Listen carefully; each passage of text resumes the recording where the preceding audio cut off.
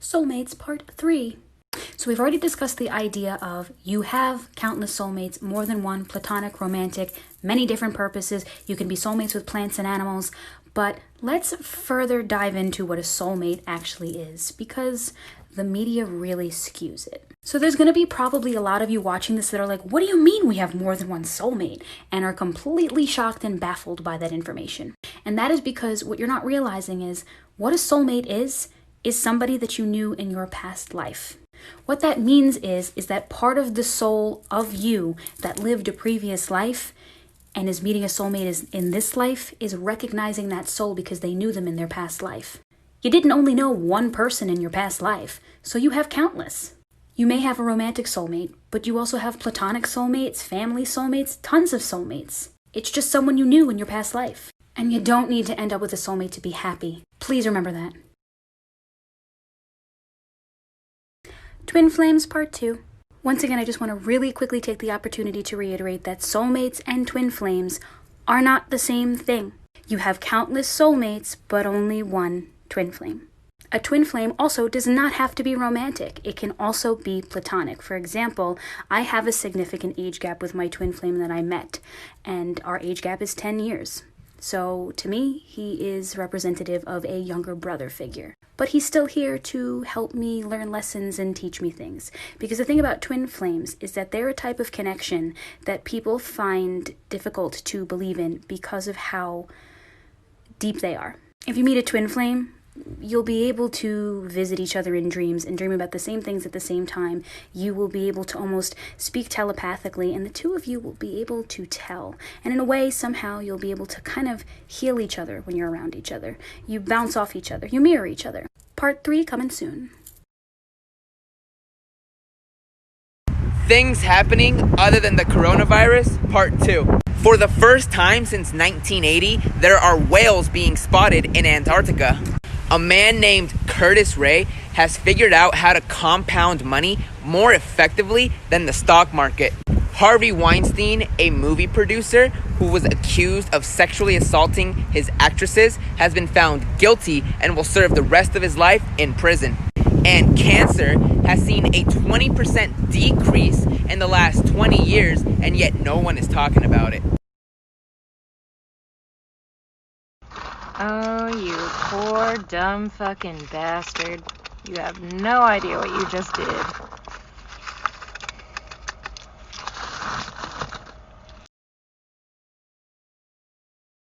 I just think it would be so cute to have a demon boyfriend or girlfriend, preferably a succubus or incubus. I think it would be so cute. We could have our own children, start our own life. Wait, I could be a witch and I could work with the demons. And that's how I find them. Shh. Don't tell them shit. On Barry's hat. Oh, you don't want me to... Oh, that's cool.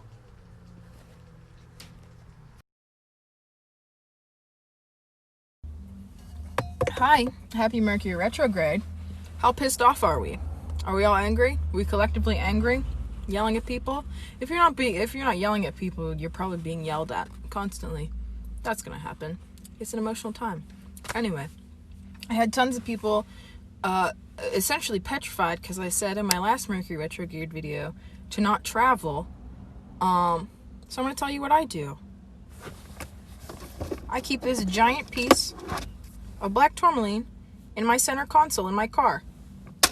I haven't had any problems yet.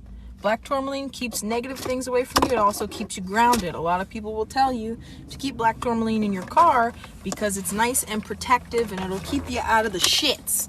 Okay?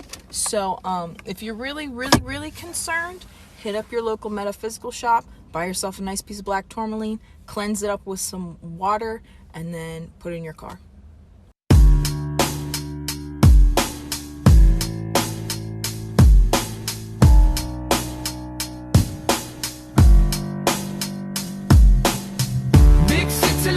Me try to get by, pressure not ease up no matter how hard me try. Big city life, in my heart have no base. And right now Babylon dip on me case. Big city life, try to get by. no matter how hard me try. Big city life, my heart have no base. And right now Babylon dep on me case. People in a show, all lined in a row.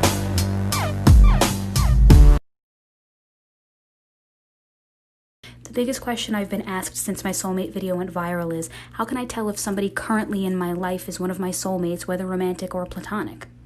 Honestly, all of the things that were in the How to Tell a Soulmate is Approaching video, all those signs, they kind of apply here too. Same thing. But also always look for synchronicities, and I have a video on synchronicities if you check my page if you're not sure what those are. If you have synchronicities with the person, another surefire way to know they're a soulmate. Also, if you just feel it, if you look at that person and you're like, I know this person, I feel like I've known them for years or in a past life, if you just know, they're probably a soulmate. But to burst a few bubbles, most times if you have to ask, how do I know they're my soulmate? They're probably not a soulmate. But they don't have to be a soulmate. You can meet somebody new for the first time in this life and they can be an incredibly fulfilling relationship. They don't need to be a soulmate. The universe makes no mistakes. Everybody you meet in this lifetime, you're meant to meet.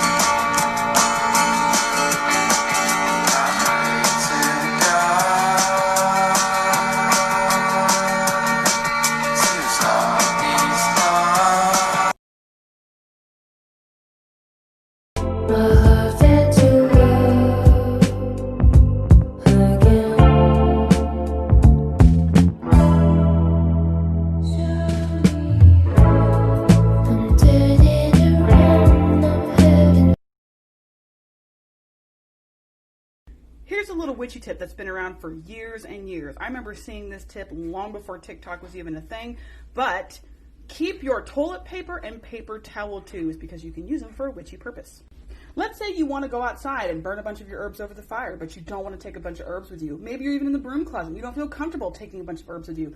Maybe you're going somewhere, maybe you're going camping and you want to burn herbs over a fire there, but you don't want to take a bunch of bottles with you.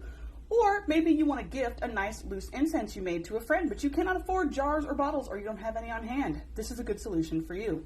I like to make them small, so I'll cut the big tubes into smaller tubes or just use the toilet paper tubes. You're going to stand it upright and you're going to fold down two ends like so. So it should look like this. Then you're going to fill it with whichever herbs you like, whatever herbs you are planning to burn. And once you've got all your herbs in there, you're going to do the same thing to the other end. And at the end, it should look like this. And you can just throw that in the fire and it will burn, baby, burn. Stick around because I'm about to teach you how to manifest things in your everyday life. So there's a lot of people out there who think that manifestation and things like that are complete BS, and I can tell you it's not, because science has proved the law of attraction, and in order to manifest things, all you have to do is master the law of attraction. So here's how to practice. You always start small. I have done this. It has worked for me countless times. I'm speaking from experience. It is possible to do this. So pick something to manifest. Let's use the example of a pink butterfly. So imagine I think of a pink butterfly and then I tuck it away. I don't hyper focus on a pink butterfly. I just set the intention of show me a pink butterfly. As long as I don't hyper focus on it, I guarantee you, because I manifested and thought pink butterfly, at some point in my day, somewhere I will see a pink butterfly. Whether I see it in nature, on a computer, or somebody wearing a butterfly clip, I will see it. Point is, ask the universe for signs, you'll get them. Try it out, let me know if it works.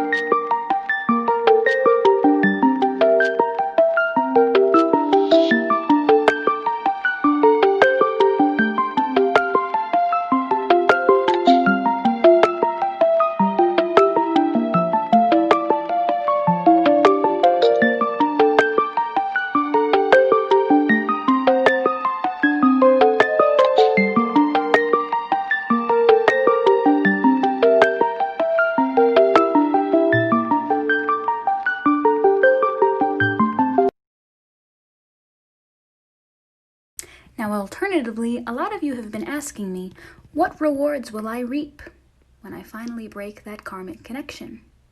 I'll argue that one's a bit more complicating because it tends to be different for everyone. However, the one universal thing I can tell you is once you've broken your karmic connection, you will notice your life path kind of begins to line up. It's like all of a sudden, the things that haven't been going your way are suddenly going your way. Ain't nothing gonna break your stride.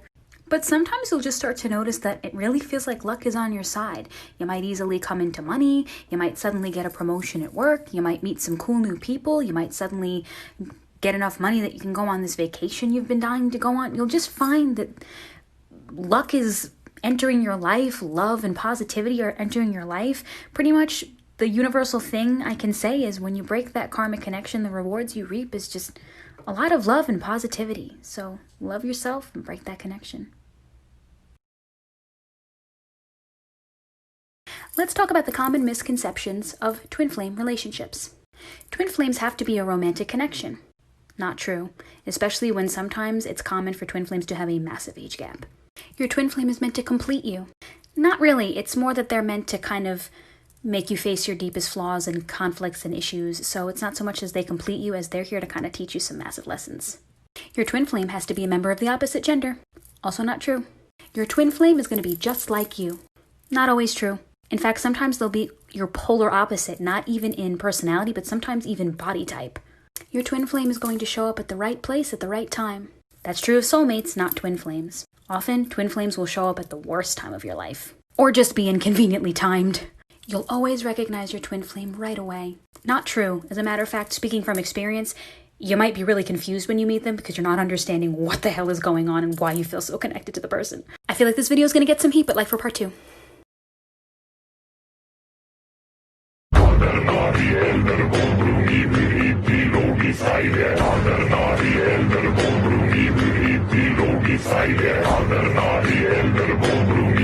So people were asking me for the luck spells, so here we go. You need a candle, preferably a green candle, but I'm out of green candles, so white's gonna work. You're also gonna need a coin. This works best for me because it's about the size of the bottom of my candle. You're gonna need a carving tool, of course. And finally, you're going to need some oil. I'm using frankincense oil. And as always, cleanse your items before using them. So now you're going to, you can use these runes, but you can pick whatever runes you want and carve them into the candle. Now we're going to anoint the candle with the oil that you chose. So I've anointed the candle with the frankincense oil. And now we're going to place the candle on top of the coin and hope it stays. So now what I'm going to do is I'm going to rub the ashes of my incense onto my candle. This basically just makes the spell more potent. Now light and enjoy. Thanks.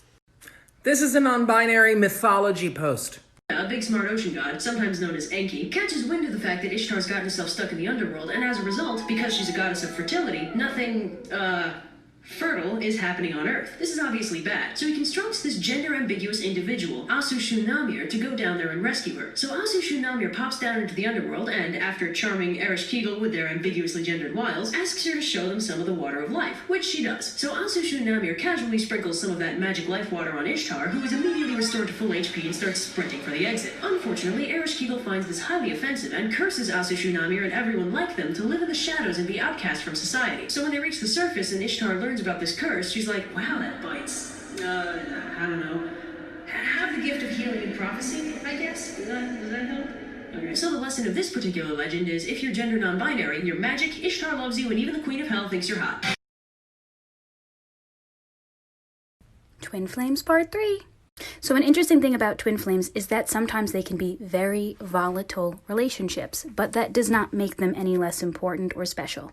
A perfect example I'm going to use is actually Tegan and Sarah, because a great example of twin flames who are not only the same age but are living at the same time are quite literally twins. And for those of you who are going to say things like, what about triplets or babies that are born in odd numbers?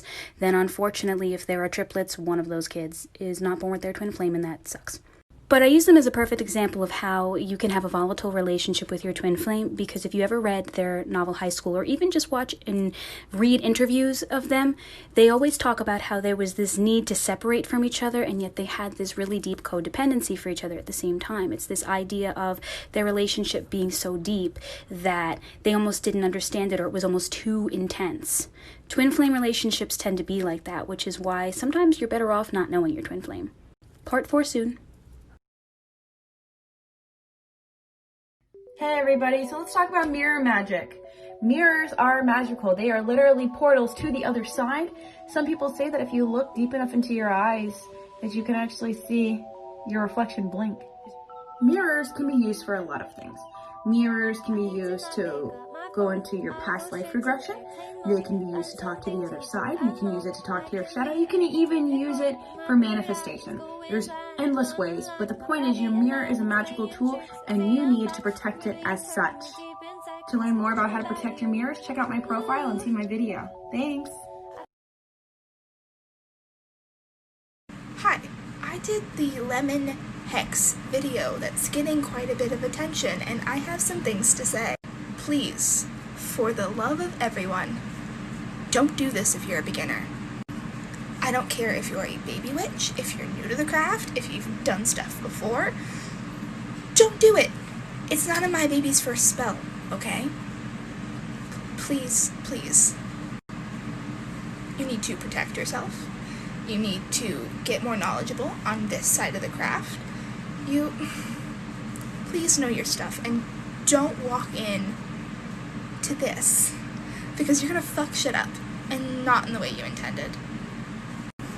As a witch on the darker end of the craft, I'm saying this out of love. Please don't do this.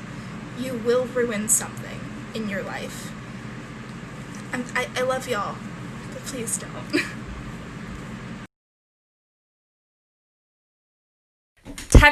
Technically, you can't prove that I can die until I do die, okay? I am immortal until proven mortal. I will live forever until something kills me. I'm not wrong. Let's go ahead and figure out our birth card.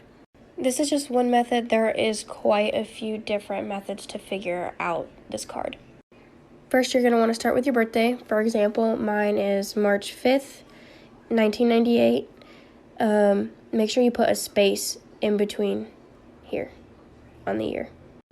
Go ahead and add up all these numbers. So mine comes out to be 125. And so if you have a set of 3 like this, you're going to just take the first 2 numbers, so 12, and plus the third one. So mine would be 17. But say you only get like a double digit, say it comes out to like 44, then you're going to add the 4 and the 4, and you're going to get 8. So my birth card is the star. March with me in the borough grove, come with me in the slidey toes, and never ask us why. Come along now, run away from the humdrum.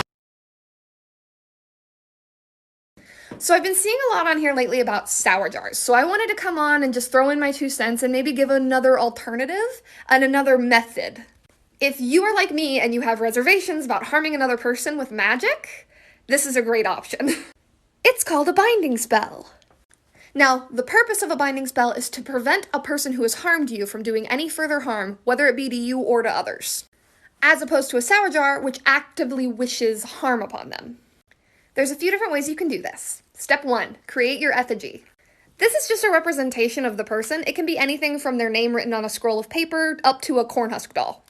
Step 2, tie the effigy up. This is the literal binding. Step 3, set your intention. Method 1, seal the effigy in a box because you don't want the binding forever. Method 2, the blackout method, bury it somewhere far away from your house. And method 3, burning the bridge. Set that thing on fire.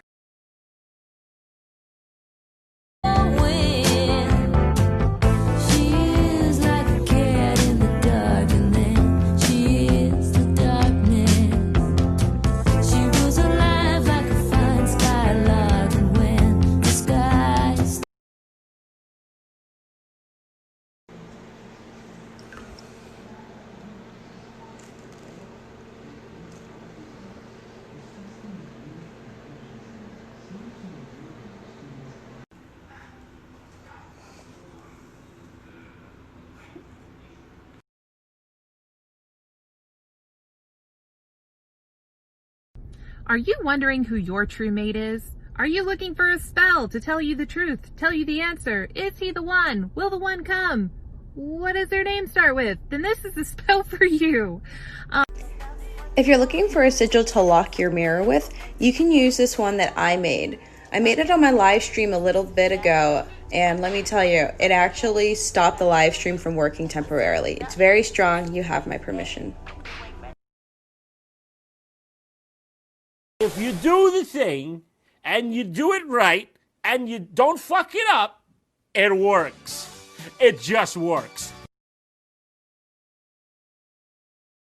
Welcome to a little ditty I like to call Setting the Fucking Record Straight. I have seen professional witches fucking this up even, so let's just get to it. This is a pentagram, specifically an inverted pentagram. This is also a pentagram. This is a pentacle. This, look at it, is an inverted, say it with me now, pentacle. If there is no circle, it's a pentagram. If there is a circle, it's a pentacle. Pentacle. Circle.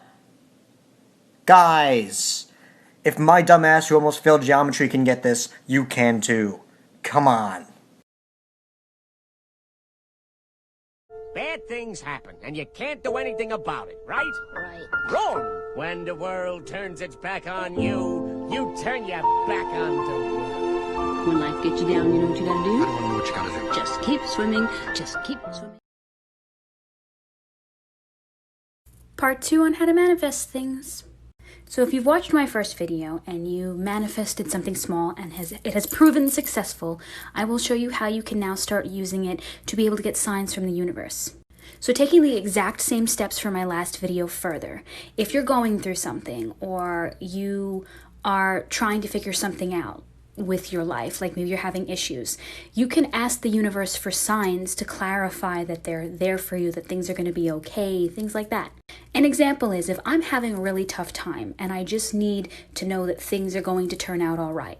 Going back to the whole pink butterfly thing from last time, if I sit there and say at the beginning of my day, universe, I'm having a really tough day. If everything's going to be okay, at some point today, show me a pink butterfly. If things are going to be okay, at some point in my day, the universe will manifest a pink butterfly as a sign of you're going to be okay. So use these tools to prove the universe is listening to you, because they are, and they care.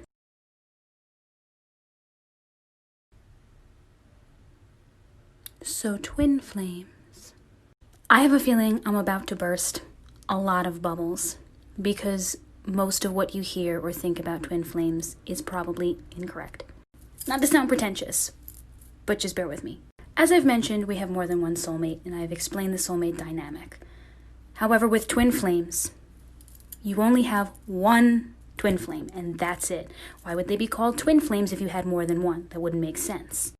Also, the odds of you ever meeting your twin flame are slim to none. They are essentially the quote-unquote other half of your energy, and you don't, again, need to meet them in order to feel fulfilled and happy. It's not necessary. You can meet your twin flame through guided meditations as well, or you may get lucky and end up meeting your twin flame. But usually, twin flames do have a significant age gap, which is why the chances of you meeting them tend to be slim. Not that it's impossible to be the same age, but yeah. Part 2 soon.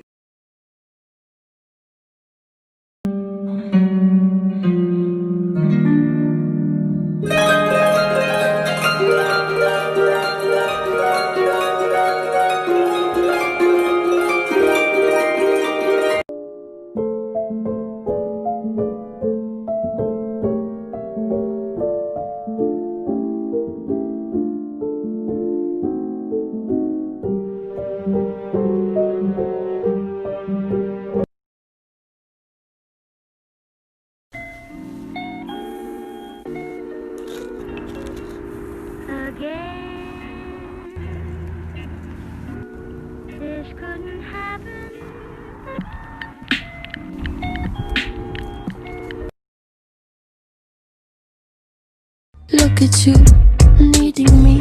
You know No, I'm not your friend without some greenery. Walking wearing feathers. Peter should know better.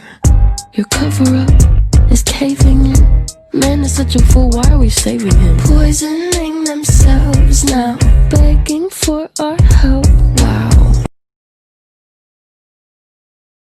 So now it's cool to be locked up in your house and not do anything and eat food in your bed all day because of Corona. But when I was trying to do that shit, y'all were telling me I was being reclusive and antisocial. Well, look, I was doing that first.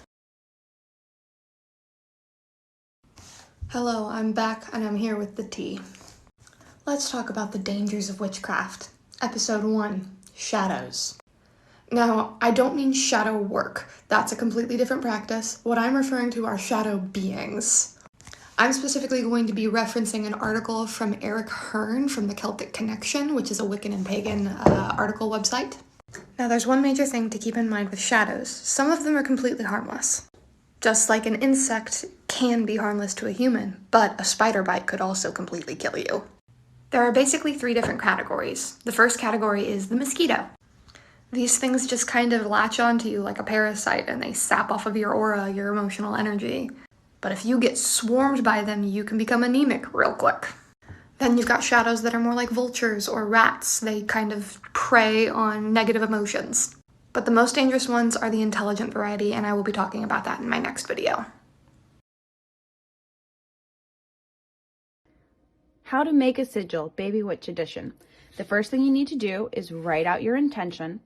The second thing you do is cross out all of the vowels. I consider Y to be a vowel. It doesn't matter. Do what feels best to you. Rewrite the leftover letters like so. The next thing you're going to do is you're going to cross out all of the repeating letters. It looks like it's just T on this one. Now you're going to write out all of the letters one more time. And for Baby Witch Edition, we're going to use a witch's wheel, which looks like this.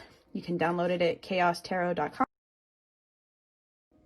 The next thing you're going to do is rewrite your sigil on this paper so you can get a clear idea of what it looks like. Feel free to use this sigil if you like. Please realize this is only one of thousands of ways to make them. Enjoy!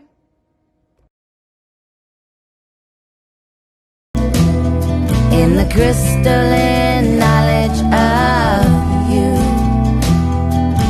drove me through the mountain, through the crystal like a clear. For someone who's so flamboyantly bisexual, like everyone I meet automatically is like, oh, she's definitely into women in one way or another. I have the worst gaydar in the world. 2 of my friends dated for 4 months before I noticed. They would be like holding hands and cuddling and sitting super close, and I was like, oh, what great gal pals. I said that out loud, what great gal pals. And then later found out they were dating, and it just didn't even register, you know? Like, someone could walk up to me wearing full rainbow attire, kiss me, and be like, I'm a lesbian, I'm in love with you. And I'd be like, what a wonderful straight lady. Hey Witchtokprt, so today I'm going to show you how I dress a candle from scratch. First, you pick out your candle. You want to have an intention and purpose for your candle spell. I like to draw my sigils on the front of the glass. So my candle purpose today is for psychic vision. Next thing you want to do is carve into the top. You can use anything from a bamboo skewer, like for barbecuing. Today I'm going to use a porcupine quill. As you can see, I've carved into the top. The next thing you want to do is poke some holes into the wax. I usually just add 4 for the 4 cardinal directions and the 4 elements. The next thing that you want to do is take your anointing oil. I'm using Psychic Vision oil, and you want to add a few drops to the top. As you can see, I've added the oil. You don't want to add too much as to drown out the wick. I usually divine for the amount of ingredients that I use in a candle spell. Today we're using 2, eyebright and celery, just a pinch of each. And I'm just going to add a dash of glitter for aesthetic purposes. Alright guys, we need to talk. I'm sorry, I didn't realize because, you know, you're social distancing or we're under quarantine, there's a global pandemic outside, that romance had to die. I didn't realize that the Snapchat stopped working or that you couldn't text them anymore, that you couldn't FaceTime them anymore. Did the DM stop working too? No, they did not. Take the initiative. Now's the time. We're all anxious. Make each other feel better, okay? Go do it. Godspeed, soldiers. Today I'm going to teach you a very simple unhexing spell using an apple. Before we continue, let's talk about what a hex is. Hexes are different than curses. Hexes are short-term, curses are long-term. What to do is I need you to take the stem off of the apple like this. The next thing you're going to do is take a piece of hair. You're going to need it to wrap around the stem. Don't pull your hair out. So now what you're going to do is you're going to take your piece of hair and you're going to tie a knot around the stem as best you can. Now that you have finished wrapping your hair around the stem, you need to take this outside and bury it away from your house. Stand over the place where you buried it and then walk away. Don't think about it anymore. It is done. One more go at trying to properly explain soulmate synchronicities. So once again, there is no universal list of, in order for you to know if you have a soulmate synchronicity, here are the exact synchronicities you have to have. You have to have an obsession with a location in the world, and that's where they're from. You have to have inverted birthdays. You have to have, there are no specific synchronicities. Some of them are going to be very unique to your soulmate connection. What makes up a synchronicity, once again, as I've mentioned, is something that is so unbelievably coincidental that it might even freak you out, that you're like, that's really weird. What are the odds of that? So yes, you being obsessed with New York your whole life and then your partner being from there could be a synchronicity. Or your synchronicity could be you meet in California because you both live there and then find out strangely when you were at the ages of 5 to 10 years old and you both for some reason lived in this particular town that's the same town in Massachusetts and lived next door and had no idea. That could be a synchronicity too.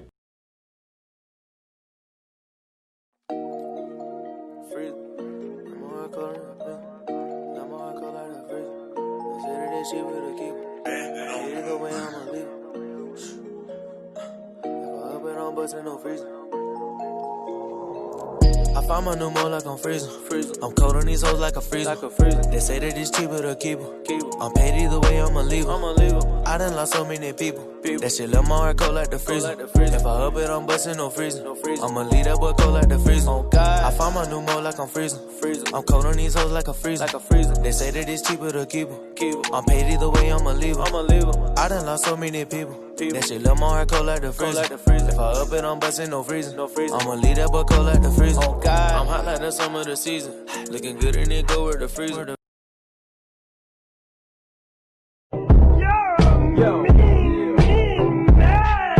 You're more just jealous of me cause you just can't do what I do. So instead of just admitting it, you walk around and say all kinds of really mean things about me cause you're a meanie.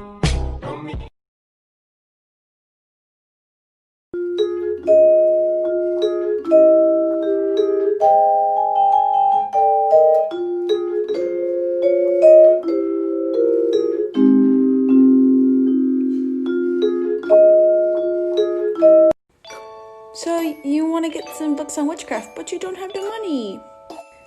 Go to this website. They have all kinds of books on here that you can download for free. You have the internet. You don't need to buy stuff. And if you fall, hold my hand. Ooh, baby, it's a long way down to the bottom of the river. Hold my hand. Ooh, baby, it's a long way down, a long way down. The wolves will chase you by the pale moonlight. Drunk and driven by a devil's hunger. Drive your son like a railroad spur.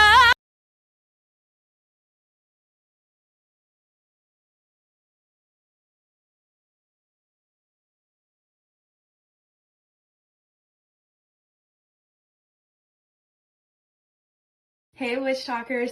So a lot of you asked on how to lock your mirrors, and this is your tutorial. You need some kind of oil, whether it is olive oil, if you use Florida water, which I recommend, or eucalyptus oil, something that's cleansing and clearing.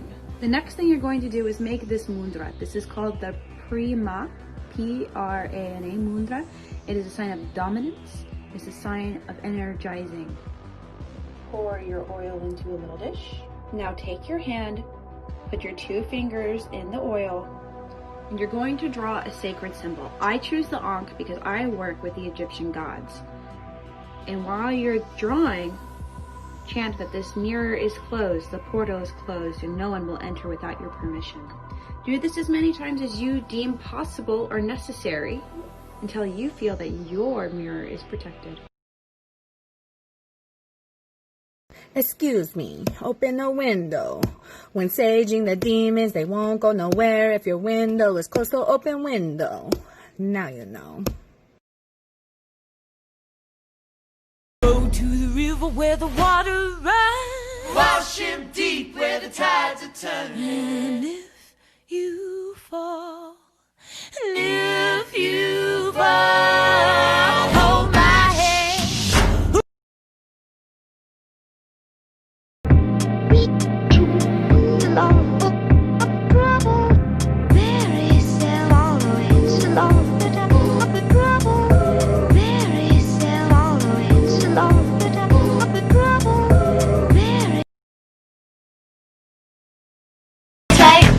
Because the boy with the cold hard cash is always Mr. Right. 'Cause we are living in a material world, and I am a material girl.